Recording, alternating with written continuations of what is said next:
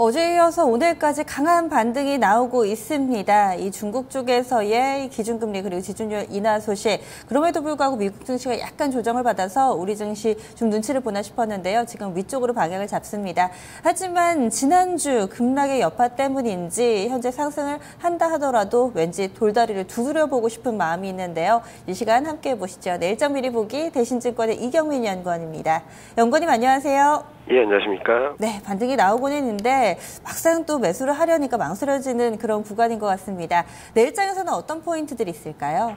네, 일단 중국 기준금리, 지준율 인하, 거기다가 증권거래세 인하까지 패키지로 단행된 상황에서 전일에는 미국 증시가 1시간 장마감 1시간을 앞두고 하락 반전을 했습니다. 급락세를 보이면서 그런데 지금 현재 선물 지수는 좀 강한 흐름을 보이고 있거든요. 미국 선물 지수가 2% 가까운 급등세를 보이고 있어서 이런 상승 흐름, 반등 흐름이 미국으로 이어질 수 있을지 한번 지켜보실 필요가 있겠고요. 그리고 장중 2시쯤 발표된 소비 활성화 대책 발표 이후 지금 보면은 내수 소비 관련주들이 좀 강한 흐름을 보이고 있습니다. 삼성전자가 1.2% 하락함에도 불구하고 낙폭 과대주 그리고 내수 소비 관련주들이 강한 흐름을 보이면서 코스피 1890선 회복을 주도하고 있는 모습인데요.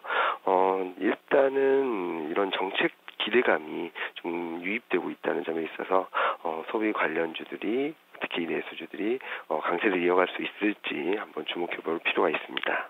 네, 중국 정부, 우리 정부 바쁘네요. 여러 가지 좀 호재성 뉴스가 오늘 증시에 좀 강세 요인이 되고 있는데요. 하나씩 좀 뜯어볼게요. 해외 변수는 어떤 게 준비되어 있나요? 네, 일단 어제 좀 약세를 보였던 미국 증시 반등 시도가 좀 오늘은 정규장까지 그리고 장 막판까지 이어질 수 있을지 지켜볼 필요가 있겠습니다. 지금 현재 S&P 500 선물지수는 한 1.4%, 나스닥 100 선물지수도 한 1.4% 정도 반등세를 이어가고 있는데요. 이런 흐름 속에 국제유가가 어제 반등세를 보였고 지금 장중 흐름에 있어서도 39달러 후반에서 등락을 보이고 있습니다. 만약에 40달러 회복하게 된다면은 다시 한번 글로벌 투자심리, 위험자산 선호도가 좀 더 개선될 여지가 있다는 측면에서 미국의 1%대 반등 여부 그리고 국제유가의 40달러 회복 가능성을 체크포인트로 놓고 보시면 될 것 같고요. 그리고 유럽 증시가 어제는 수년 내 최대 상승폭을 기록했습니다. 독일이 한 4.97% 상승했고요. 그리고 영국도 3%대 상승. 이런 강한 상승을 보인 뒤에 이 수준을 지키고 코스피처럼 장중 등락은 있다 하더라도 위쪽으로 방향성을 잡아가는지 보실 필요가 있겠습니다. 다만 오늘 미국 7월 내구재 주문이 발표될 예정인데요. 전월 3.4% 증가보다 좀 부진할 것으로 예상이 되고 있습니다. 한 0.4% 소폭 감소할 것으로 전망이 되고 있는 상황인데 이 내구재 주문이 좀 더 개선되거나 아니면 예상치를 상회할 경우에는 심리적으로 좀 안도를 찾으면서 글로벌 증시에 좀 안정성에 더 힘을 실어줄 수 있지 않을까 전망을 하고 있습니다.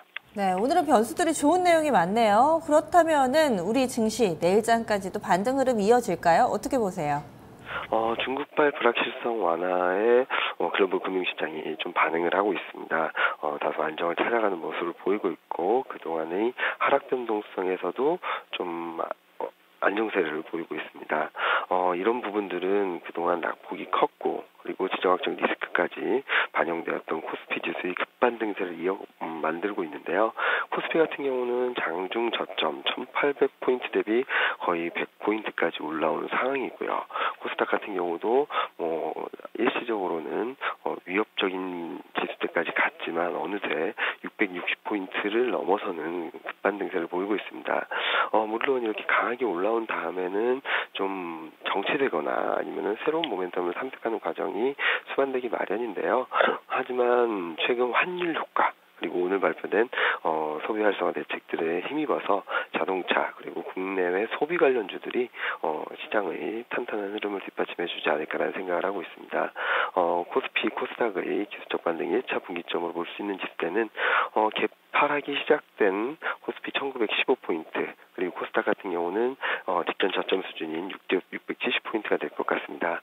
아마 단숨에 내일도 트라이 할 수 있는 지수대이니까 동지수대를 회복하고 안착하는지 여부를 보시고 매매 강도를 좀 조절하실 필요가 있지 않나 생각을 합니다. 네, 그렇네요. 말씀해주신 분기점이 이제 얼마 남지가 않았는데 그래도 한켠이 약간 좀 걱정이 되는 게 외국인 수급입니다. 네. 현재도 한 5천억 원 정도 유가증권 시장에서 팔고 있고요. 벌써 15거래를 연속해서 매도 우위인데 외국인 없이 우리 증시 추가 상승이 좀 가능할지 여기에 대해서는 좀 물음표가 달리는 것 같거든요. 수급 상황 어떻게 파악하고 계세요? 말씀하셨듯이 그 부분이 가장 걸리는 부분이긴 합니다. 외국인이 지금 현재 수준에서 대규모 매도를 한다 하더라도 기관 쪽에서 매수가 유입되면서 시장이 상승을 이끌고 있는데요. 최근 수급 여건을 보면은 연기금은 저점권에서 언제든지 들어올 수 있는 매매 주체고 특히 투신의 매수 여력이 충분합니다. 투신의 그러니까 주식형 펀드의 내에서 주식 비중을 보면은 한 90% 초반까지 내려와 있는 상황이거든요. 90% 초반이라고 하면은 2011년 미국 신용등급 강등 그리고 그 유럽발 재정위기가 동시에 불거졌을 당시의 주식 비중 수준입니다. 그러니까 2011년 이후 가장 낮은 주식 비중이라 보시면 될 것 같은데요.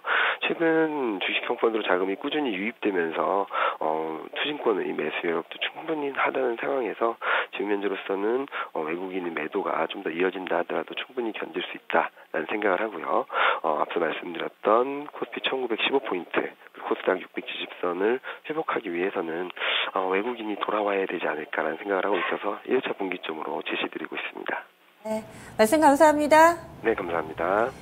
여러 가지 변동성 요인들이 위쪽을 향해 있습니다. 이런 가운데 어느 정도 속도 조절은 좀 예상을 해보자라는 이야기와 함께 외국인 수급 앞으로 좀 언제쯤 컴백을 할지 여부에 따라서 추가 상승 그리고 그 속도가 결정될 것 같네요. 집중 골든타임 1부였고요. 잠시 후 2부에서 동시효과 구간 짚어드리겠습니다.